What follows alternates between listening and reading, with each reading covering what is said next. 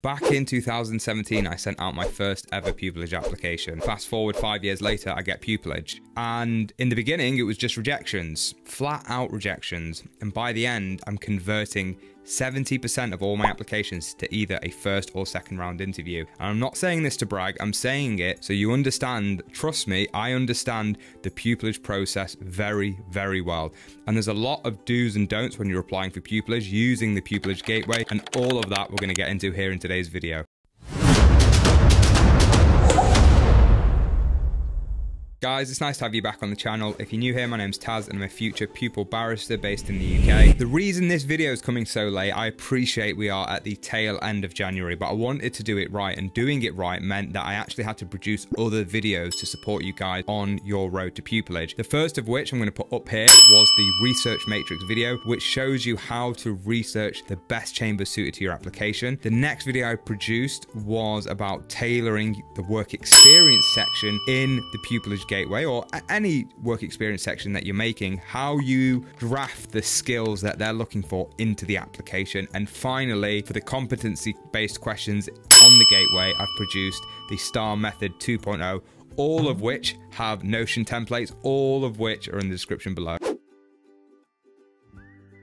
In true barrister fashion, I've decided for this video, I'm going to wear the waistcoat, and we've got Lincoln's Inn's cufflinks on right here for business. Really, true barrister fashion would be the three-piece, but we're not going to wear that today because it's absolutely boiling in this room. So I do apologize. You're just going to have to accept it's just the waistcoat. If you're watching this video, you probably know what pupillage is, but for the uninitiated, let me explain. Pupillage is basically the last stage of training that you need to become a practicing barrister at the Bar of England and Wales. When you're called to the bar in the UK after you've completed bar school, you're known as what's called an unregistered barrister. So to fully qualify, you need pupillage, and the way you go about getting pupillage is through either the Pupillage gateway or off the gateway. This video is all about the intricacies of the Pupillage gateway. And just so you understand, the Pupillage gateway is like UCAS. People use UCAS when they're applying for university. Aspiring barristers use the Pupillage gateway to apply for pupillage. If you're applying for pupillage in 2023, it's worth remembering that you can only apply to a maximum of 20 chambers, or as they're otherwise known as sets. When it comes to that, a chambers or a set will either tend to be on the gateway or off the gateway. It's worth applying to all the sets that you want that are on the gateway, max those 20 out, and then with the time that you have left, make sure that you're applying to as many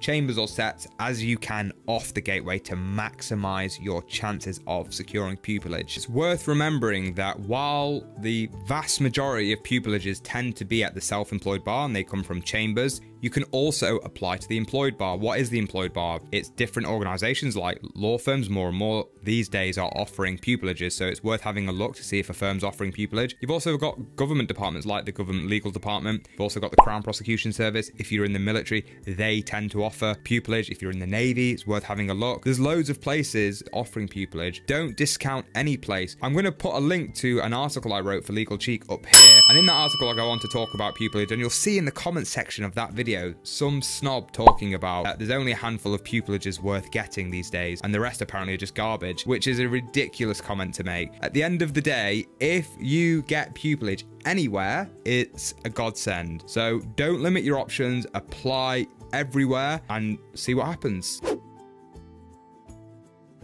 Before you apply for pupillage, I want to show you 3 documents that are really worth a look at. So if you type in here Pupillage Gateway, come onto the website, click on Pupillage Gateway here, click on For Applicants, scroll down to this blue section where it says How to Apply, and the first one I want to show you is this Applicant User Guide. As I said, it's a bit discreet, it's a bit hidden, but it's worth giving it a read, a skim I'd say, because it's 40 pages, we don't have all day, but it's worth skimming through it and seeing some little bits of detail about how the gateway works, how it operates, things to consider. Most importantly, as you come down, it has little boxes here at the end where it gives you, as you can see, tips and bits of guidance for each section here, guidance notes that are really worth looking at to ensure you understand exactly what is being asked of you on this gateway. The next application I want to show you, and this is such a good tip, and you see here sample application. Let's download that. It's in the How to Apply section. And the reason this is such a good tip is because hopefully you all get pupillage in your first cycle. But if it takes you 5 cycles like me, then if you apply to 20 every year, then you've got 100 applications by the end. And it's handy to have a master document that contains all the questions that you've faced, all your answers to them, all your work experience, how you've edited it progressively over the year, because guarantee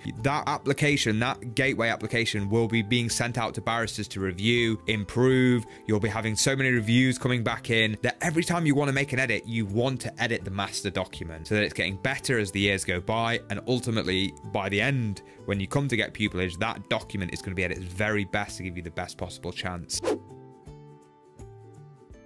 Now, the final document is the most important document of the 3. And basically what this document is, it's a review from the Bar Standards Board of when they reached out to loads of chambers, what they were considering when they were marking the applications. The way we get hold of this document is not on the gateway. The way we do it is we type in Pupillage Gateway Marking Criteria. And the link that says Review of Pupillage Advertising and Selection Criteria by the Bar Standards Board, this is a beautiful document, and I won't waste much of your time. I'll just skip right to the page that we care about. You'll have to bear with me a moment, a lot of it. But here it is. I believe it's page 15, and it says, data received from chambers was collated in a spreadsheet by BSB staff with percentage values assigned to the selection criteria for each chambers based on the weight of their importance in the selection of candidates in the initial application, sift, and interview stages. As there was an extensive list of selection criteria provided to us across the chambers surveyed, criteria were further grouped into the following categories. Guys, what I'm about to read, and I'm going to read it so it's ringing in your ears when you're applying for pupillage, is the criteria that organizations look for when taking on future pupil barristers. The first being drive and determination, the second being personality or character, the third intellectual ability or academics, the fourth advocacy or communication, the fifth suitability for specific pupillage training organizations, then knowledge and experience, and finally suitability for practice. Read this document, understand this document. Finally, on that note, make sure for every set or chambers you apply to, they will, most of them will, have their own specific marking criteria that may be available on their website. So make sure that you have a look when you are filling out their application. The last thing I want to flag before we begin is the timetable. I've got it up here just so you can see. Basically, the main dates that you need to be worried about is when the gateway is closing, which is the 8th of February at 11:59 p.m. When is the deadline for sets to make an offer is the 5th of May. Finally, you have a deadline of the 12th of May to accept an offer. And hopefully that happens for you this year. Fingers crossed, I'm rooting for you all. Now it's time for the good stuff. We are going to go through the Pupillage Gateway application together. We're going to follow exactly the steps that the Pupillage Gateway outlines from beginning an application to concluding an application. There are 6 steps. Number 1 is registration login. Number 2 is the profile builder. 3 to 4 is the questionnaire. 5 is the equal opportunity and monitoring sheet. And then 6 is the questionnaire again. So as you can see here, we're going to type in Pupillage Gateway, and it's the top one that says Pupillage Gateway Bar Council. Click on that. Click on here, Pupillage Gateway, first one at the top, and then it's for applicants. Click on that. And at the very top, you'll see user login. Click on that. Now, if you don't have an account, it will say register now. So we're going to register now. First name, Taz, email, hello@tazaldeek.com. That's the email. If you want to get hold of me, just reach out to me on that email. Okay, here we go.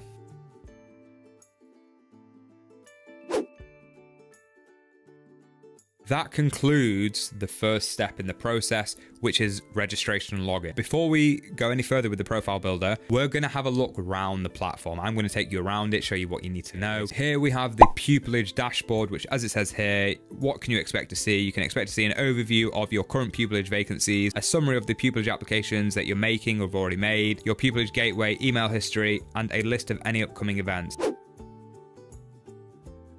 Let's start off with the vacancies. If you click on the vacancies, and you click view, search, sorry, for pupillages, all the pupillages come up here. Now, what I'd recommend is if you scroll down to the bottom, you'll see there's around 29 pages worth of them. And it sounds like a lot, but it is really worth going through every single page. I have done this every year. And what my process is any ones that you read, you like, you just click the heart button. And as you can see here, my watch list, click on that. All the ones that you heart over the 29 pages will begin to form your long list. And you'll whittle that long list down to your short list. And when you've got your short list, you simply click on view and then click on apply for this pupillage. Remember, this is going to be one of your 20. Let's go back to the search page because I want to point this out to you. The filtration system on the left, very helpful. It allows you essentially to whittle them down based on location, distance, pupillage start date, but even pupillage award, which is really handy. What I'd say is use all the features available to you to streamline this process. Once you've got your long list, remember, just click on this drop down here, click on view my pupillage applications, and all the ones that you're applying for will be here, and all the ones on your wish list will be here. I appreciate there's a lot of sets. If you're not sure where you want to apply to, please watch my research matrix video. It goes through the process that I believe you should follow to find the best sets suited to your individual application. This is a very important thing to say. Before you apply to a single chambers, complete the profile builder. Because if, let's say, you're applying for a training contract, you would have to complete that application in its entirety every single time you apply for a TC. You've got to fill out the work experience section, etc., etc. The beauty of the gateway is that you don't have to do that. You fill out the profile builder once, and that's going to populate on every single application that you're going to apply to, and then you are going to tweak that application for each chambers and set that you're applying to. For the profile builder, I would highly recommend watch my work experience mapping video, again, which I'm going to put up here. It basically explains the importance of identifying the competencies and standards for your individual profession and how you go about mapping your work experience onto those skills. And most importantly, it emphasizes the need to tailor your work experience section to each chambers or set depending on which skills that they value. We are going to start on step 2 of the process, which is the profile builder. So let's put our title in. Do they have Lord? I'm joking. No, they don't. Put your number in. Be conscious of the email here, guys, because I have heard of people putting in silly emails that they've had since they're kids. It doesn't do you any favors. It might even get binned off the back of just that alone. So just be careful with that. Put in your address. Here, it's just the drop down of what the minimum award is that chambers have to provide. £18,884, not a pound below. And we are now on the employment and work experience section. I do want to make the distinction here. For me, employment tends to imply that you are being paid for some type of work. Work experience can be voluntary work. It may be a paid internship. For me, it's not a job, basically, that you're being paid to do. So let's click on add. A lot of this is self-explanatory, and I'm not going to waste time going through this. Put in the dates, whether or not they're a current employer. Position and employment status, I would do this. Paralegal, brackets, full-time. For example, organization name, say Adelshaw Goddard LLP. And then there's a 300-word limit. Description of the role and responsibilities. If you watch, and this is why I made the video before, if you watch my work experience mapping video, it explains the rules to writing your work experience, and I'm not going to go into them now other than to say all the description is meant to do is set up what experience it is that you have. It is descriptive to demonstrate the skills or lessons that you've learned. They're interested to understand this role that you're providing. How has it contributed to making you a better barrister? So you want to be very succinct, very low on the description, and remember from looking at the competencies and standards of a barrister, what skills are you trying to pull through in each of these roles that you're going to be adding to increase the chances of catching a barrister's eye and saying, I want to interview that person. I've included an example here just to make the point, and I am going to read it out. It's a bit long, but it is going to hopefully make the point. Here is my experience at Adelshaw. I say, working for a large commercial law firm, I was responsible for drafting statements of case and advice notes which enhanced my drafting ability and sharpened my forensic analysis, all skills used by barristers. Improving my proficiency at conducting practical legal research with a view to brevity. I conducted thorough research by identifying applicable legislation, summarising key cases, and applying the law to the relevant facts. Producing advice notes for associates and partners every week exercised my ability to deconstruct complex legal problems into key issues and consider any legal or commercial solutions. So you can see there that I'm very aware when I'm drafting this what skills I'm trying to bring to bear in my answer. And I do want to make another point when it comes to the work experience section. Try and ensure diversity of skills. If you've, let's say, been a paralegal at 4 places, mix up this section. Obviously you can only give what you have, but if you've got loads of work experience, be selective in what you include. And remember, this is a top tip. And I remember being told this when I attended the Lincoln's Inn Pupillage Foundation Scheme course on writing pupillage applications, and one of the barristers there told me that it's not more impressive to have a very long application. It's actually the opposite. You only want to include your pearls of wisdom, your gold nuggets. The shorter the application means the more succinct you're going to have to be. It shows that you're only putting forward your best. So that is to say, include everything that you believe is relevant, but don't just throw every single thing that you have done from when you were in sixth form to now in the hopes of stacking the application out. Remember, someone's got to pick this up, probably read 400 of them where they're not getting paid for. They're going to smile if they pick up an application. It's very brief, very succinct, it's got all the key things in there, and they can go, right, yeah, they're coming to interview. Let's complete this one. And for your benefit, I want to show you something. Let's click add another one. As we can see, as this whole section, the employment and work experience, is to cover all of your experience, basically. For this position and employment section, let's say it was a mini pupillage. Remember, it's saying position, not placement. So you would put mini pupil, and I would put in brackets work experience. If it was, let's say, an internship, I would put intern, and I would put voluntary. Or if it was paid, I'd put paid. Finally, for marshalling, I would just put marshalling here, and again, I would just put in brackets work experience. Final thing to mention in the employment section, be conscious of the dates that you're putting in. Go over all the dates. I got pulled on the dates in one of my interviews that I'd got wrong, and someone asked me, they may have believed that I was trying to pull the wool over their eyes, but they said, well, how were you here and here at the same time? But it was a genuine mistake. So that doesn't want to come up in interview. If it can be avoided, don't let it be you. Take my advice. Now, let's move on to the education section. Let's add some education in. So here, type of qualification. The main ones tend to be secondary, further education. To me, secondary means year 9 to year 12, so that will include your GCSEs, your AS levels, don't forget about them, and your A levels. You will input all of them here. Then you've got your degree, that will be your undergraduate, your masters, and you would put, if you did the LLM with the bar course, you would put the bar course in, and then you would put in a masters separately for that. And I'm sure it does organize these for chambers once you input everything in, but just to be sure, when you're putting these in, start with your highest qualification first. So let's say your masters, and then add all that detail in, and then go to bar course. Below the bar course, you will put your degree, your A levels, your AS, and your GCSEs. We are going to do a run through just so I can make a few points, but let's just start off with the masters. Put some dates in here. Let's say BPP University, Master of Laws, brackets, barristers, and then here you would just put the grade. Let's say distinction. Okay, let's save that.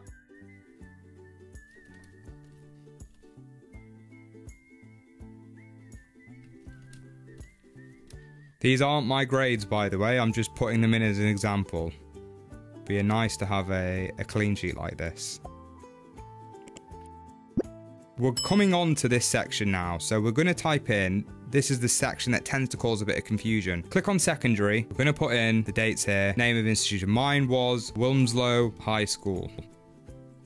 And then here we would put A level, and in the summary section you put each individual grade. Now I would take a pen and paper out and put the grades from the highest grade to the lowest grade, A down to B, whatever it may be, but put them basically in alphabetical order. So put the A's in alphabetical order, the B's in alphabetical order, and the C's, and so on. It's minor point, but I do think it makes it look cleaner. It makes it look just more appealing on the eyes in case this Pupillage Gateway platform isn't going to organize them alphabetically for when it produces them to chambers. I'm going to show you what that looks like.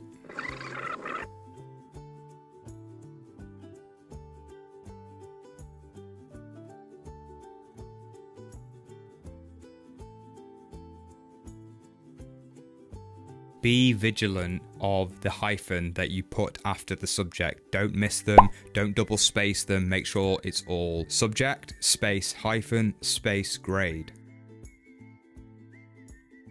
And there you go, you get the picture. So highest first, all the way down to GCSEs. For this skills section, if you look at the application guide that I referred to earlier, it gives examples like oral advocacy, opinion writing. You get the picture. All the skills that a barrister is looking to see. Have a look at the application guide. Again, have a look at the work experience mapping video I did. It will be of great help for that section. Okay, then select when you would like your pupillage to start. This will depend on your own individual circumstances. And then I would just click check all recommended, because it's basically communication opt-ins that ensure should anything new vacancies arrive or anything pop up that they're going to contact you about it. And then I agree to continue. Once you have clicked next, it's going to take you to this page. Now, I'm going to show you how to find this page on the Pupillage Gateway platform where it's hidden. But in terms of, I just want to point out before we go through this section, just a couple things here. Here, there's an option to upload a CV. I have done a video on preparing a legal CV, which I'm going to put up here. It's worth watching. Here, you can download your Pupillage Gateway profile. Also, I'm going to reference a cover letter video in case Chambers is asking for a cover letter, how you go about that, what the process is to write a legal cover letter. I'll put that up here as well. But then here we can see it's giving you the option to upload a profile picture. I don't know about that one. For me, my experience, what I've been told is that photos on CVs, cover letters, applications, the legal profession, it's not tech, it's not graphic design, it's not really the thing to do with legal applications. That's my opinion. I might be wrong, times might have changed. I don't think it can harm your application to not include it, but it may harm it to include it. That's just my 2 cents. I'd say save it for interview. Keep it a little bit interesting. Bit of mystery never hurts. Okay, let's go through this section together. Click edit and fill in all this information. Date of birth. Don't know why it's asking currency. Bit random. Willing to relocate. That's got to be a yes, guys. They can't... You're not going to be getting many offers if that's a no, I'll tell you right now. Distance willing to travel. I was on 1,000 miles. Put your notice period in, and then here your status. For many of you, this may be employed. And then, as we see here, your mobile number, email address. Click save.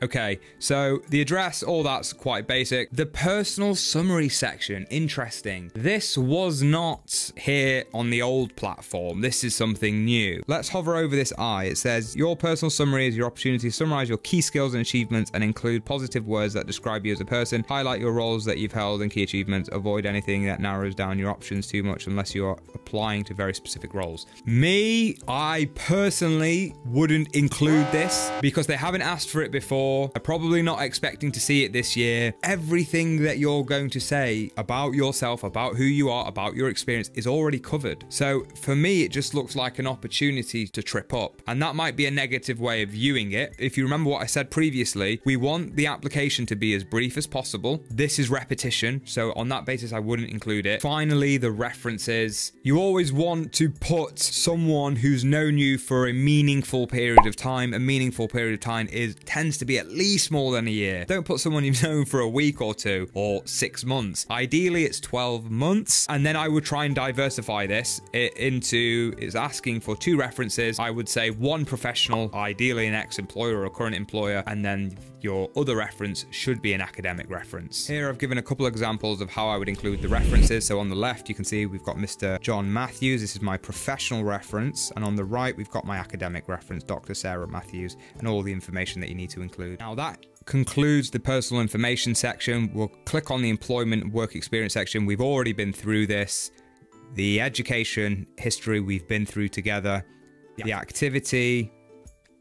I believe that once you upload your CV up here, that will just populate here. Finally, the availability section. The way that this works is basically you choose a block when you're available from the 1st of March till, let's say, the 1st of April. You would click available or unavailable. You can only click one of the two and you add it. And then that populates in the calendar that you're available for those dates. So you can see March to April, now they're all ticked. Any specifically that you can't do, let's say I can't do the AM on the 6th of March, I would just change that to a red X. And alternatively, if you want, you can add in a block that you're unavailable. Just select those dates here, click the unavailable block and just click add. Now that's that. As I promised, I said I was going to show you how to get back to this page. And the way you do it is click on dashboard here, and this box here where it says update availability, click on it and it will pull you back to this page here in case you need to edit any further information. Just to recap, step 1 is registering and logging in. Step 2 is the profile builder. And I've said that you are going to do that profile builder before you apply anywhere. We're assuming at this point that you have already done the research. You've watched my research matrix video, you've constructed the sets that you want to apply to, and you've already got them in a list. So we move on to step 3 in that you know which sets you're applying to, and we click search for the pupillage, pull them out of your long list, the ones that you've hearted. And here, for example, let's click on Lincoln House. This is a criminal set in Manchester. Let's click apply for this pupillage. Okay, so as you can see, step 1 is register and login. Step 2 is the profile builder. Step 4, I don't know why it doesn't say step 3. We're missing step 3 apparently. But step 4 is other steps, which includes 2 questionnaires, equal opportunities questionnaire and a 4th questionnaire. And then at the end, we have the application summary. Hopefully step 3 will pop up as we go through, but let me just show you. As I've said, it populates here. You'll scroll down, you'll see everything that you've already included in the profile builders here. We are at the employment and work experience history section. All of it's here, it's all good. You'll be editing this as we've discussed for each set, depending on the skills and values, etc. And then we've got the education section. This is probably going to be untouched. We scroll down, and then when we're happy with all of that, we're going to click continue. Oh, there it is, step 3. Okay, so this is the questionnaire. Step 3 is the further education, history, scholarship, awards, and prizes section. This is going to be on all the applications. We're going to go through each of these steps now together. Okay, so have you applied or are planning to apply for a waiver? A lot of this, for a lot of people, is going to be a no.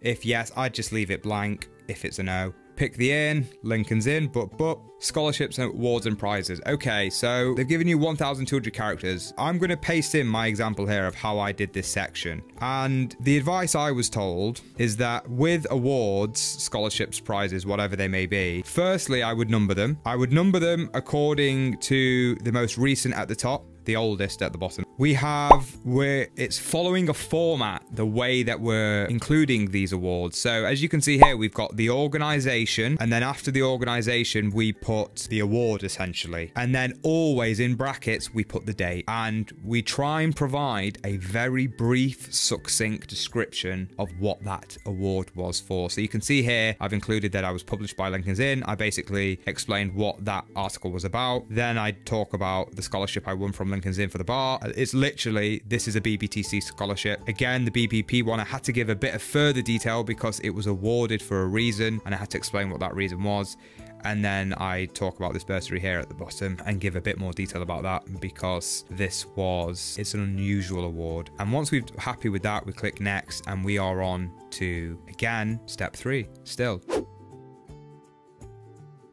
Additional skills, hobbies, and interests. For languages, if you are bilingual, the way I would do this, I would number it. I'd put number 1, English, and then hyphen, and you would put your fluency. You can look online, there's a formal way of categorizing fluency. It's something like native/fluent. Well, number 2, I'd put Arabic, native/fluent. Always, guys, you want to make sure that you are being consistent in the things that you do, the way you spell things, the way you structure things, the punctuation that you're using. You're making sure that everything, if it's a paragraph, it has a full stop after it. You just need to be consistent in the way that you are presenting information, because all of this is being analyzed, trust me. Here you would include any professional qualifications that you have. For example, if you come from like an accountancy background, ATT, as it says here, it gives you guidelines on the right. So it's saying essentially the qualification alongside the name of the awarding body and the date obtained. And they give you a nice example to fill that out. So that's pretty much self-explanatory. The trick here is to not repeat yourself in the application. And this always used to confuse me, this section, because I felt like I was repeating myself. But look, I'm going to paste my answers in here and you can have a look at how I did it.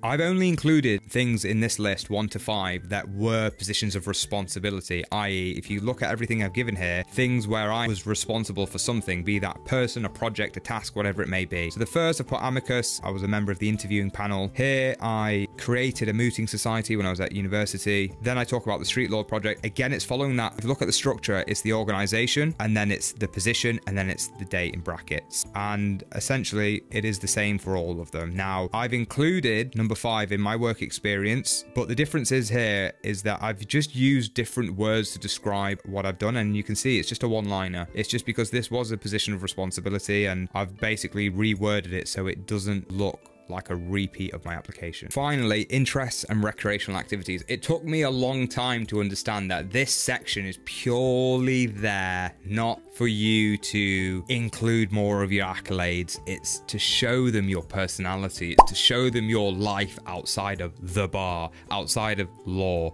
Who are you? And this is the place to do it. It needs to be a bit playful. The language you use here isn't going to be as formal. It's all going to be formal, don't get me wrong, but it's not going to be as rigid as it is in your work experience section. So I'm going to paste my hobbies here, and these I'll explain why I've included each of them, and just to give you like an overview of why I've included what I have. Okay, so the first one, classic, sports, and I was told to not make this so serious about goal orientated stuff and just bring out the side of rugby, which is I actually enjoy it because of the socializing aspect. And you can see here that I haven't tried to make it anything goal orientated. It's about just me having fun with the guys after a game. That's a good example of what it is that I'm trying to say. Number 2 is my favorite thing I love to do. I'm Mr. Sauna. Go 4 or 5 times a week. It's my little slice of heaven in the week.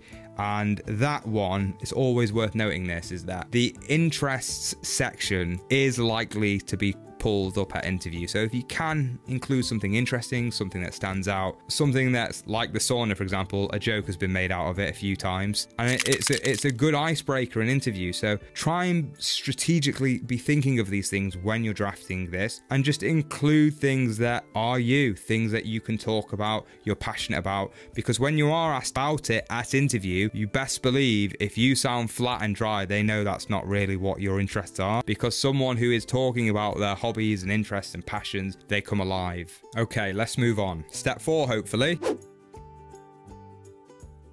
Step 3 still. Okay. Step 3. Okay, the extenuating circumstances. This old chestnut. I know for a fact barristers hate to read this section when people who don't actually have any extenuating circumstances have blown something up to include it in this section. I would only include something in this section if it really does warrant it. I wouldn't shoehorn anything in. I've read once someone saying that, oh, this is the reason I've got a, I got a 2-1 at university. That's an insult to some people on the panel reading this, because they may have a 2-1. 2-1 is a good grade. Yeah, it's not the best grade, but to try and make excuses for it, it looks weak. Only include genuine stuff here that you believe has hampered you in some way. Read the guidelines. A lot of the pupillage process is mindset. It's the same for the training contract process. It is mindset. It's very tempting to feel like I'm going to fill this box. But what I learned in my journey with this is that I was wanting to put stuff in this box out of need, because I felt like I needed it. And that's the difference there. Already mentally I'd lost, because the day when I said, I'm not putting anything in this box, even though I had stuff to put in the box, genuine stuff that affected my performance. On the final couple years I applied, I chose mentally, I'm not including anything in because I don't need it. And that isn't to say people who put stuff in, it's anything wrong with it. It's a very important point on mindset, in that you want to get to a place mentally where you don't need any crutch, any support. You feel like you are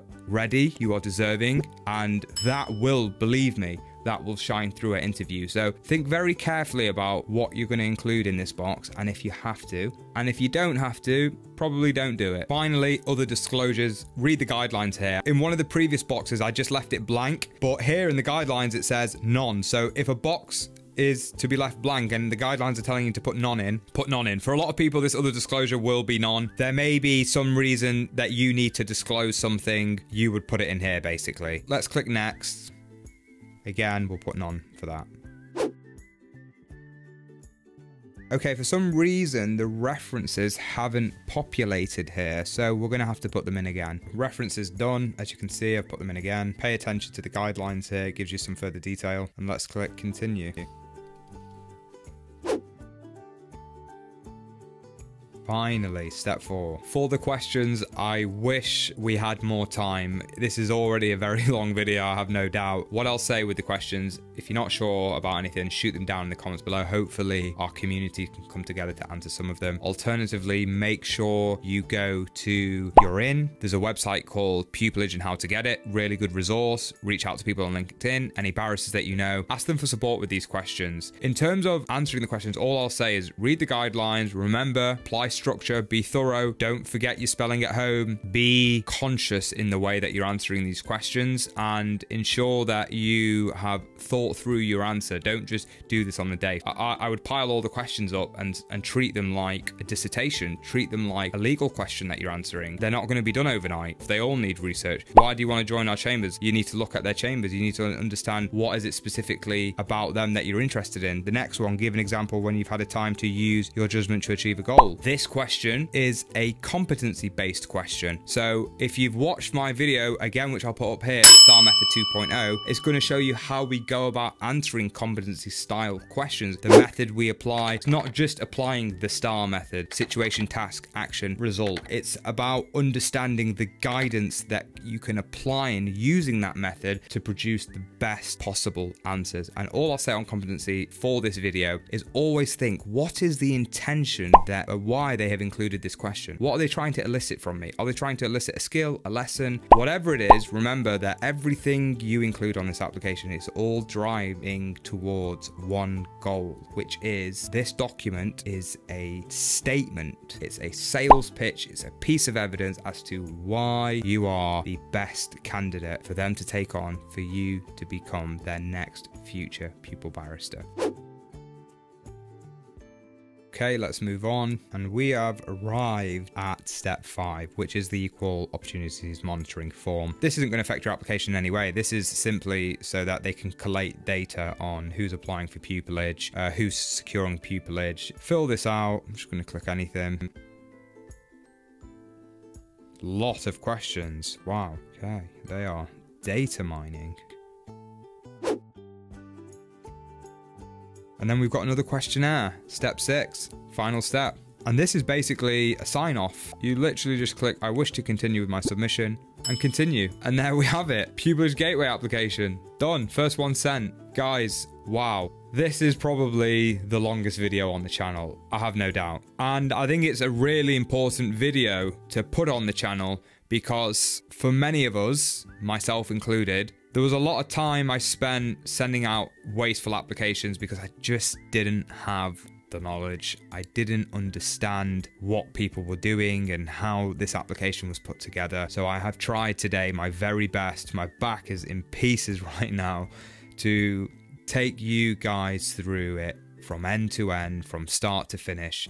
And I'm confident that you now have all the information that you need to go out and draft good, solid pupillage applications. Always try and reach out to people that you know to see if they will review them before you send them out. And I really do urge you all, the final tip to say is when you have all your 20 done, don't send them. Don't 1 send, 2 send, 3. No. Finish them all 5-6 days in advance and spend the final 3-4 days going through every single one of them, refining them, checking them for grammar. Print them off. I printed them all off and I went through them with a red pen just to capture any final mistakes to ensure nothing is going to kill this application. I want to end this episode just by thanking every single one of you who have subscribed to this channel so far. It really does mean a lot to me. I put a lot of time in this channel, and it means the world that it's growing, and I really am grateful to have you guys along with me on this journey. Please do let me know your thoughts down below in the comments. If you've got any questions, again, throw them in the comments. I'll do my best to get back to you all. And other than that, guys, you know what it is. See you at the next one.